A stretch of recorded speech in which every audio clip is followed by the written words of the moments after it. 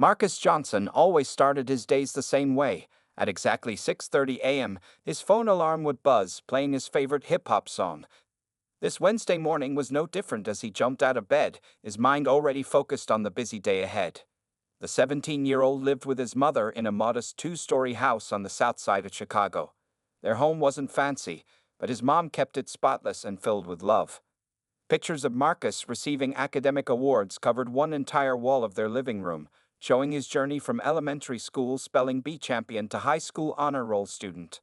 "Marcus, breakfast is ready," his mother called from downstairs. She worked night shifts as a nurse practitioner at the local hospital, but always made sure to prepare breakfast for her son before getting some sleep.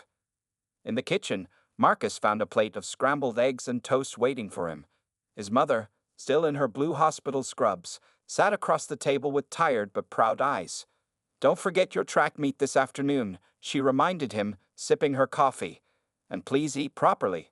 You're not just running to school today, you have that big chemistry test too." Marcus nodded, quickly finishing his breakfast.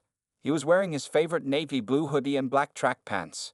His worn but clean running shoes were ready by the door, and his backpack was packed with everything he needed, including his track team medals, which he planned to show to his younger cousin after school. At 7:15 a.m., Marcus started his daily run to school. He preferred running instead of taking the bus because it helped him stay in shape for track meets, and it gave him time to think. The morning air was crisp, and the sun was just beginning to warm the city streets. The familiar route took him past old brick buildings, small convenience stores just opening their doors, and neighbors heading to work. The path he took went through a nicer part of town, where big houses sat behind iron gates and expensive cars lined the streets. Marcus didn't mind the contrast between these homes and his neighborhood. His mother had taught him that success came from hard work and character, not from where you lived.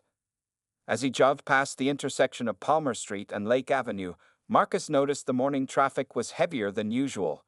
Business people in suits hurried to their offices, while delivery trucks made their early morning rounds. He had just passed the halfway point to school when he heard the sound, a loud screech of tires followed by the horrible crunch of metal. About 50 yards ahead, a sleek black Tesla Model S had spun out of control. Marcus watched in horror as the expensive car hit a guardrail and spun again, finally coming to rest at an odd angle. Smoke started rising from under the crumpled hood. Without thinking twice, Marcus sprinted toward the crashed vehicle. Other people stood frozen on the sidewalk, some with their phones out recording the scene, but no one was moving to help. The smoke from the car was getting thicker, and Marcus could smell gasoline. As he got closer, he saw a man slumped over the steering wheel. The driver was wearing an expensive-looking suit, now stained with blood from a cut on his forehead. The car's airbags had deployed, but the man wasn't moving. Marcus's heart was pounding, but his mind was clear. All those years of watching his mother handle emergencies at the hospital had taught him something important. When someone needs help, you don't hesitate, you act. He tried the car door, but it was jammed from the impact. The windows were slightly cracked from the crash, and smoke was now pouring out through the gaps. Marcus knew he had to get the man out quickly. Looking around frantically, his hand touched his backpack, and he remembered his track medals inside. Time seemed to slow down as Marcus made his decision. He could hear sirens in the distance, but they sounded too far away. The smoke was getting darker, and the unconscious man needed help now.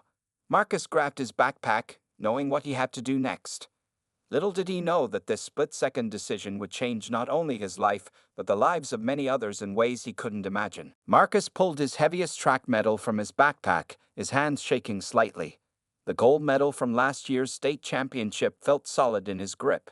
He wrapped it around his fist, and, remembering a safety video he'd once watched, aimed for the corner of the driver's side window. The glass cracked on his first hit but didn't break. The smoke was getting thicker now, making his eyes water. Some people in the growing crowd were shouting at him to be careful, while others continued filming with their phones. Marcus ignored them all and struck the window again. This time, the glass shattered. Marcus quickly used his sleeve to clear away the sharp edges. The smoke hit him in the face, making him cough, but he could now see the driver clearly. The man was probably in his mid-50s, with gray hair and an expensive watch glinting on his wrist.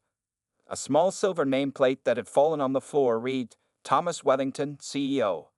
Sir, can you hear me?"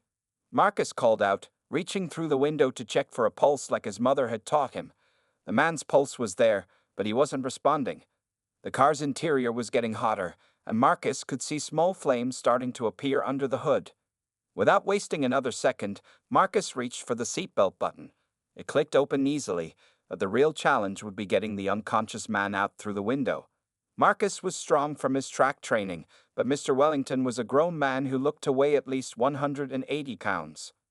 Just then, he heard a small groan. Mr. Wellington's eyes fluttered open slightly, though he seemed confused. "What? What happened?" he mumbled.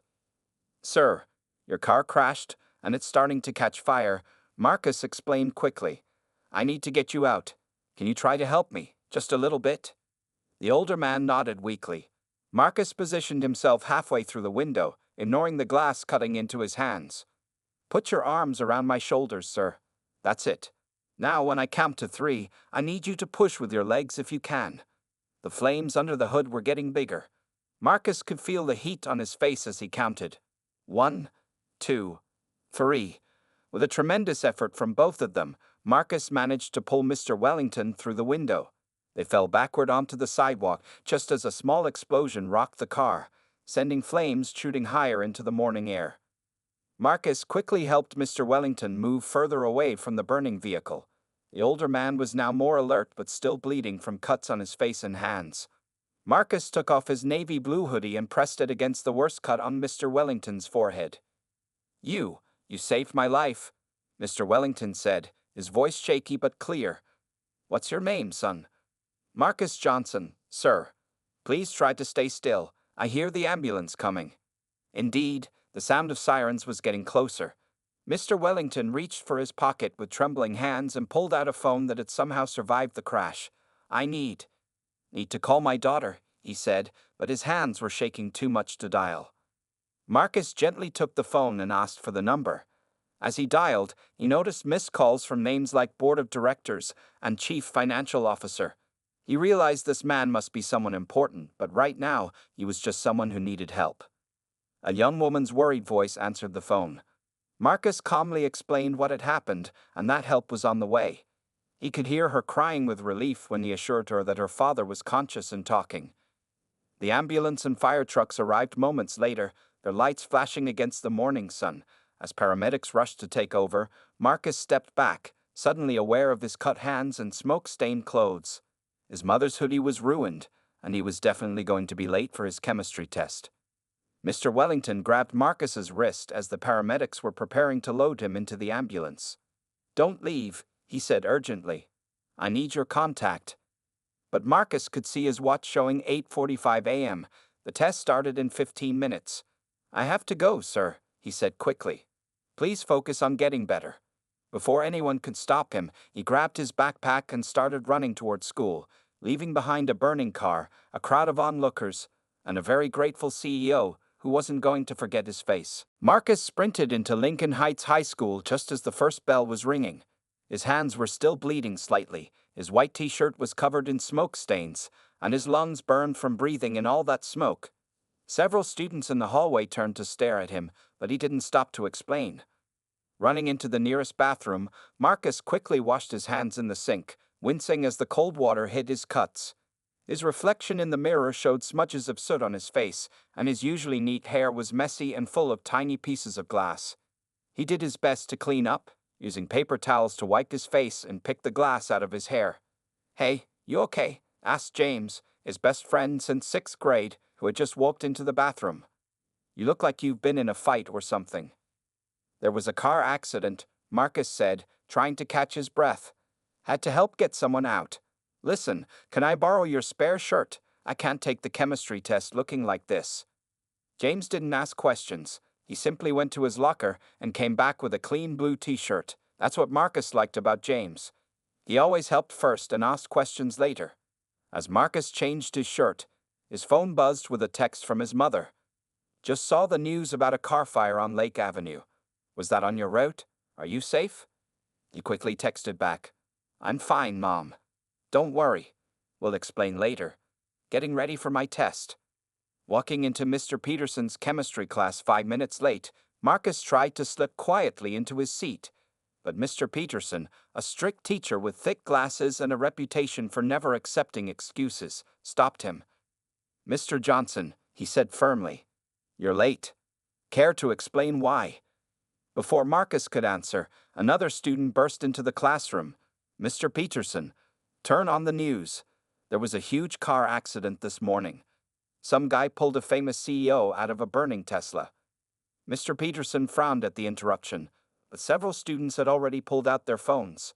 Marcus sank lower in his seat, hoping nobody would make the connection. He just wanted to focus on his test. But then Sarah Chen, who sat next to him, noticed his bandaged hands. "Marcus," she whispered, "your hands are bleeding. And isn't that James's shirt? Were you?" Marcus gave her a quiet look that said, "Please don't." Sarah understood and nodded, turning her attention back to her test paper. Meanwhile, the classroom was buzzing with excitement about the accident. "The CEO of Wellington Tech, can you believe it? I heard the car exploded. Someone said a teenager saved him. Did anyone get video?" Mr. Peterson finally restored order by threatening to give everyone 0 on the test if they didn't quiet down. As the class settled into their exam, Marcus tried to concentrate on chemical equations and molecular structures. But his hands stung when he gripped his pencil, and he kept thinking about Mr. Wellington. He hoped the man was okay. After class, Marcus's phone was flooded with notifications. The accident was all over local news websites, and someone had posted a blurry video of the rescue. Thankfully, the smoke and distance made it hard to identify him clearly. During lunch break, James cornered him in the cafeteria.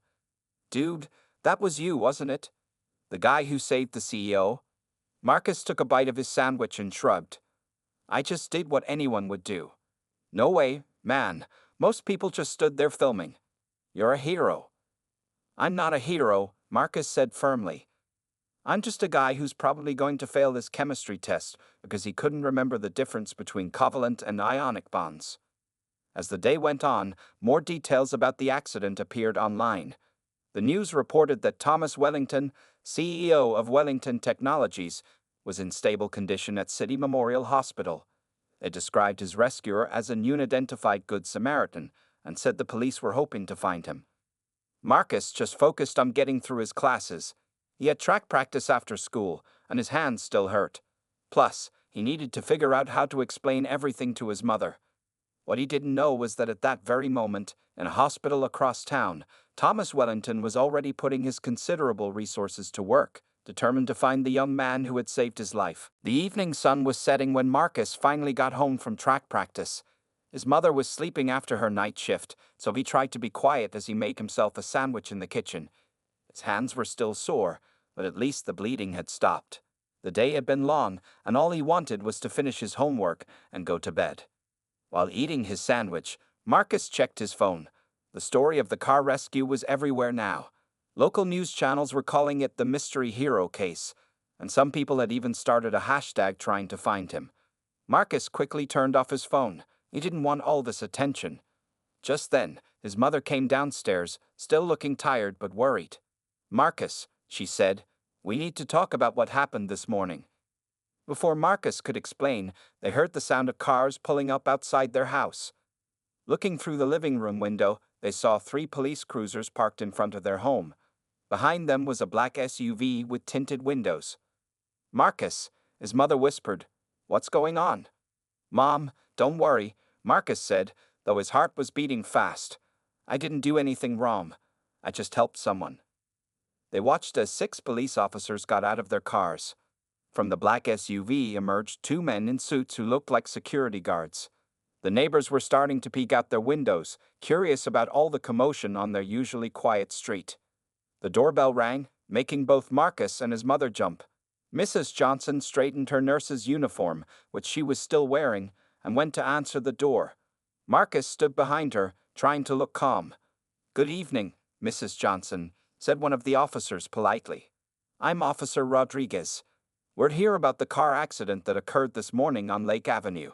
Is your son Marcus home?"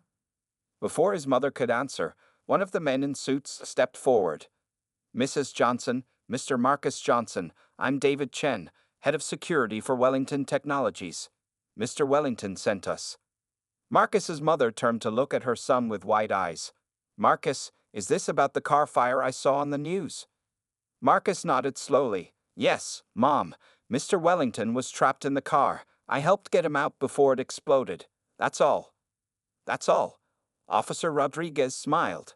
Young man, you saved one of the most important business leaders in Chicago. Mr. Wellington has been trying to find you all day. The security guard, Mr. Chen, added, Mr. Wellington was quite upset when he learned that his rescuer left before he could properly thank him. He's asked us to bring you and your mother to the hospital, if you're willing. Mrs. Johnson found her voice again. The hospital? At this hour?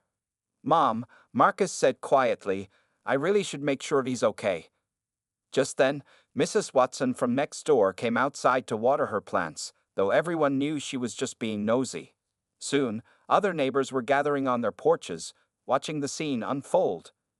Perhaps we could continue this conversation inside, Officer Rodriguez suggested kindly, noticing all the attention they were getting. Once inside their living room, Mr. Chen explained that Mr. Wellington was doing well, but had been worried about Marcus. He noticed your hands were cut from breaking his car window, the security guard said. He insisted that his personal doctor take a look at them. Marcus looked at his bandaged hands. Really, I'm fine. The school nurse helped me clean them up. Son, Officer Rodriguez said, we also need your statement about the accident for our report. And, he smiled, there are some people at the station who'd like to shake your hand. It's not every day we see a teenager show such bravery. Mrs. Johnson sat down on their old couch, looking overwhelmed. I knew something had happened when I saw you on the news, but I had no idea. She turned to Marcus. Why didn't you tell me? I didn't want you to worry, Mom, Marcus said. And honestly, I didn't think it was such a big deal. Mr. Chen cleared his throat. Mr. Wellington disagrees. He's asked us to bring you to him tonight. He was quite insistent about thanking you personally. Marcus and his mother looked at each other. This morning, he had been just another high school student running to school. Now there were police officers and security guards in their living room, sent by a millionaire CEO he had pulled from a burning car. Well, Mrs. Johnson said finally, standing up and straightening her uniform, I suppose we should change clothes. We can't visit a CEO looking like this. City Memorial Hospital's VIP wing looked nothing like the regular hospital rooms Marcus was used to seeing when he visited his mother at work. The walls were painted in warm colors, the chairs looked expensive, and there was even a small fountain in the waiting area. Marcus and his mother, now dressed in their best clothes, followed Mr. Chen down the quiet hallway. Remember, Mr. Chen said quietly, Mr. Wellington is still recovering, so please keep the visit brief. He stopped outside room 501 and knocked softly. Come in, called a voice from inside. Thomas Wellington was sitting up in his hospital bed, looking much better than he had that morning, though bandages still covered his forehead. A young woman who looked about 25 sat beside him, probably the daughter Marcus had called earlier. Marcus. Wellington's face lit up. I've been waiting all day to properly thank you. He tried to sit up straighter, but winced from his injuries. Careful, Dad, his daughter said, then turned to Marcus. I'm Emily Wellington. Thank you for calling me this morning. You were so calm, I had no idea you were just 17. Before Marcus could respond, Wellington pointed to a large TV mounted on the wall. Have you been watching the news, Marcus? Marcus shook his head. No, sir. I had school and track practice. Wellington pressed a button on his remote, and the TV came to life. A news anchor was speaking. The mystery of this morning's dramatic rescue continues. Sources say the Good Samaritan was a young man, but no one has come forward to claim responsibility. The screen then showed comments from various social media posts. Marcus's stomach turned as he read them. No way it was just some kid who saved him. Must have been an off-duty firefighter. I heard it was Wellington's security team that saved him. Someone said it was a teenager from Southside? Yeah, right. Fake news. Wellington turned off the TV, his face angry. This is exactly why I wanted to find you, Marcus. The truth needs to come out. Mrs. Johnson stepped forward. Mr. Wellington, while we appreciate your gratitude, my son doesn't need all this attention. He just did what was right. That's exactly my point, Mrs. Johnson, Wellington said firmly. Your son did what was right while others just stood filming. And now some people don't want to believe it because of, he paused, choosing his words carefully, their own prejudices. Just then, a nurse came in with Wellington's evening medication. She stopped short when she saw Mrs. Johnson. Lisa, you work at Central Hospital, right? Night shift. Yes. Mrs. Johnson smiled. Hello, Marie. Wellington looked interested. You're a nurse, Mrs. Johnson? Nurse practitioner, she said proudly. 17 years now. Single mother, nurse practitioner, raising a son like Marcus. Wellington nodded thoughtfully. The media needs to hear this story, the real story.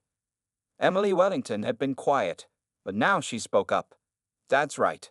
I've been monitoring social media all day. Some of the comments are just wrong. People making assumptions without knowing anything. Marcus, who had been silent, finally spoke. Mr. Wellington, I appreciate what you're trying to do, but I don't want to be on TV or anything. I just want to focus on school and track. Wellington smiled.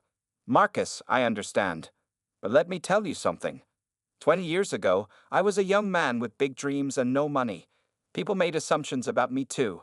They said I couldn't build a tech company because I didn't come from the right background. Now Wellington Technologies employs thousands of people. He leaned forward despite his pain. Sometimes, Marcus, staying quiet isn't the right answer. Sometimes you have to stand up and show people the truth. Mrs. Johnson touched her son's shoulder. He's right, baby. Maybe this is bigger than just you. Marcus looked around the room, at Wellington's determined face, at Emily's encouraging smile, at his mother's proud eyes, at the news still running silently on the TV. He thought about his friends at school, about the kids at the youth center where he volunteered, about all the people who might need to hear that heroes don't look just one way. Finally, he nodded. Okay, Mr. Wellington, what did you have in mind? Wellington smiled and pressed his room's call button. Get me my phone and laptop, he told the nurse who answered. And contact my PR team.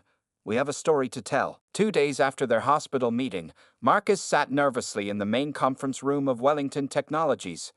The building was the tallest in downtown Chicago, with windows that seemed to touch the sky. Everything looked expensive, from the marble floors to the giant TV screens on the walls.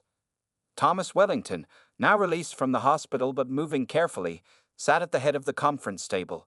He had insisted that Marcus skip school that morning, with his mother's permission, to attend this important meeting. Tell me, Marcus, Wellington said, looking through a folder, what do you plan to do after high school? I want to study engineering at MIT, sir, Marcus replied, if I can get in and figure out how to pay for it. Wellington smiled. Your principal sent over your records yesterday. 4.0 GPA, captain of the track team, volunteer work at the youth center, perfect attendance. He looked up from the papers. Did you know I couldn't afford college either when I was your age? Marcus looked surprised.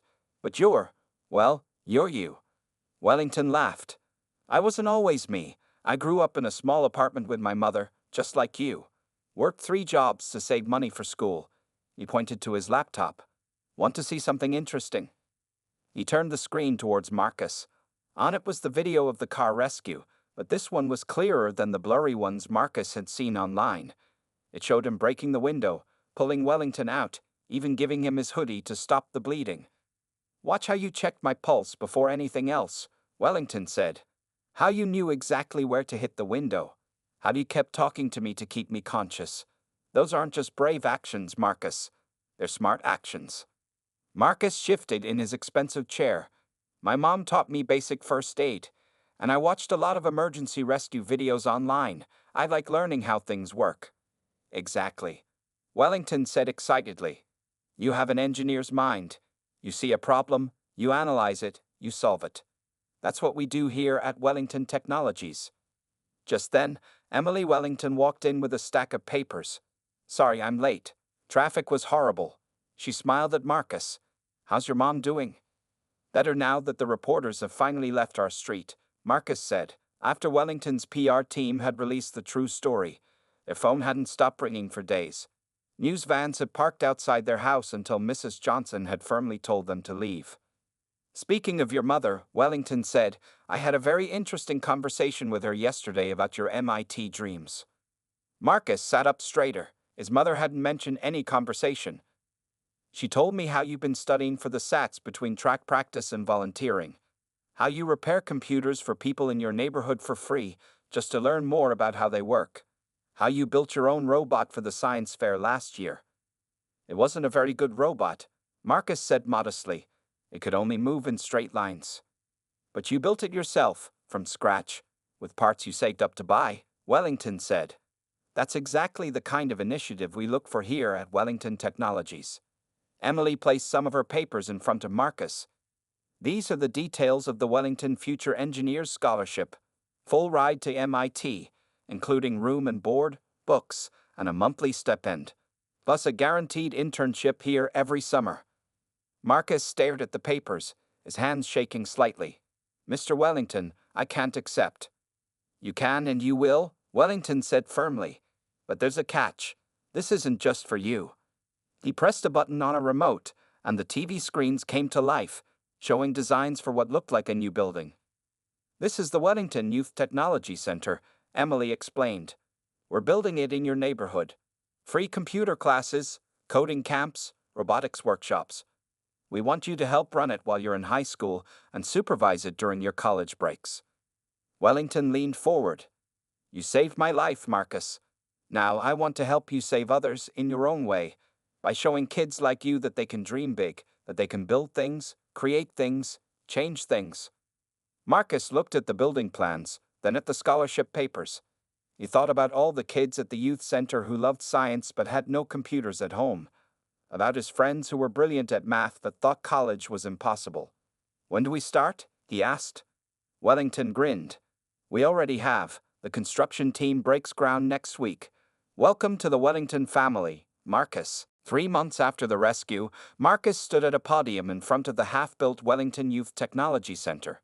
A crowd of people filled the empty lot next door.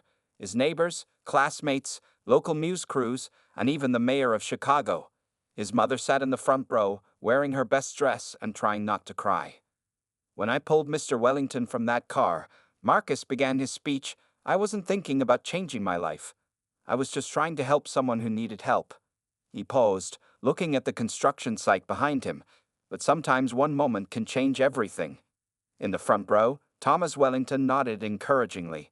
He had recovered well from the accident, though he now walked with a slight limp. Next to him sat Emily Wellington, who had become like a big sister to Marcus over the past months. This center, Marcus continued, isn't just about computers and robots. It's about showing every kid in this neighborhood that they matter, that their dreams matter, that they can be anything they want to be. The crowd clapped, and Marcus saw some of the kids from the youth center waving at him. They were wearing new t-shirts with Future Engineers printed on them. Emily's idea. After the ceremony, as people gathered for refreshments, James, Marcus's best friend, came up to him. Man, who would have thought that being late for chemistry class would lead to all this? Marcus laughed, but then grew serious. You know what's crazy? Remember Tommy from the youth center? The quiet kid who's always drawing? James nodded. Yesterday, he showed me designs he'd been working on for a solar-powered toy car. Said he never told anyone about his inventions before because he thought people would laugh. Now he wants to be an engineer too. Nearby, Mrs. Johnson was talking to a group of local parents. The publicity around Marcus's story had inspired her to start a weekend health education program at the center. Our children need to know that heroes come from everywhere, she was saying, from every neighborhood, every background. Thomas Wellington, who had overheard, joined their conversation. That's exactly why we need to think bigger, he said. Marcus, come here for a minute. As Marcus walked over, Wellington pulled out his tablet. Remember how some people didn't believe a teenager from Southside could be a hero? He showed them a news website. The headline read, Wellington Technologies launches National Youth Engineering Program. We're building centers like this in 10 other cities, Wellington explained. Each one will offer free technology education, mentorship programs, and scholarship opportunities. And we want you to help design the program, Marcus. Marcus stared at him. Me? But I'm still in high school. Exactly, Emily joined in. You know what these kids need because you are these kids. You understand them better than any expert we could hire.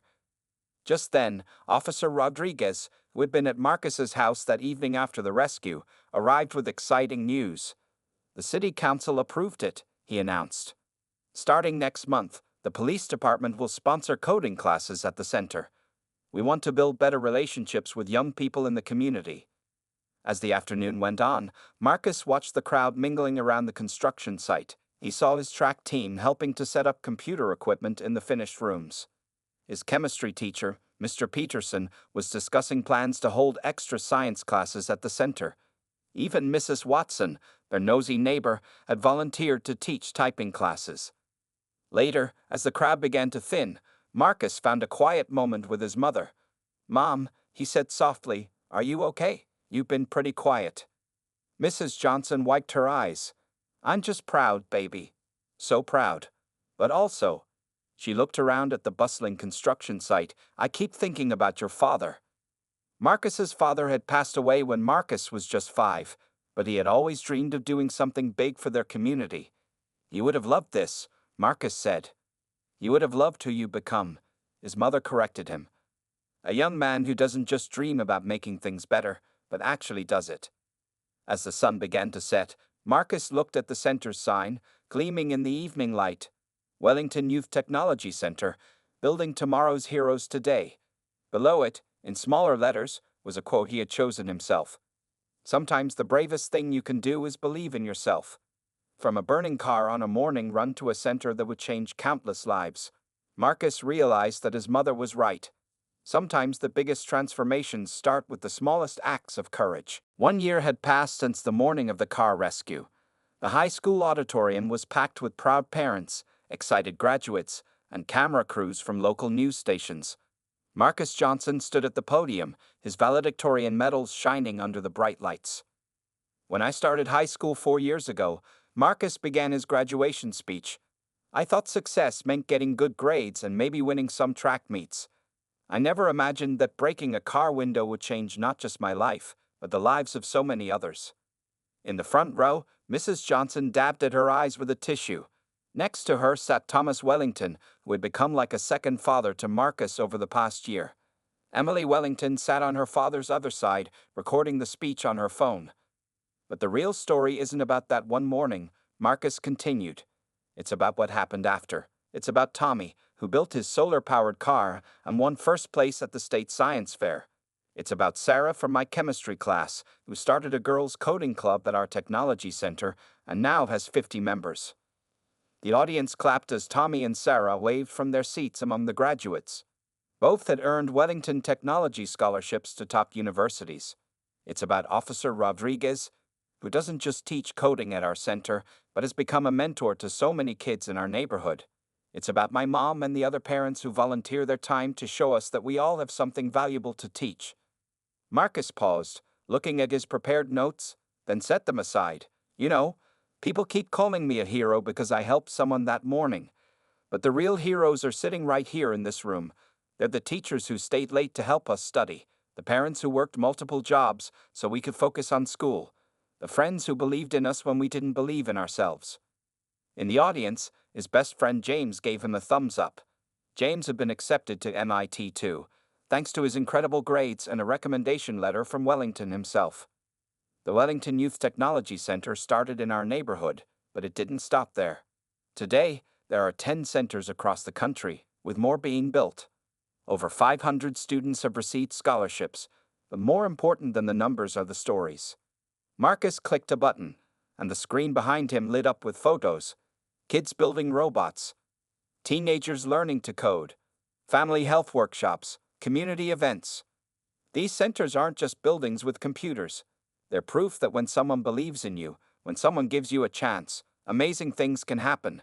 They're proof that heroes don't always wear capes. Sometimes they wear hoodies and running shoes. The audience laughed, remembering the famous story of Marcus's ruined hoodie from the rescue. Wellington Technologies had actually created a scholarship fund called the Hoodie Hero Fund, which always made Marcus blush. As we graduate today, some of us will go to college, some will start jobs, some will take different paths.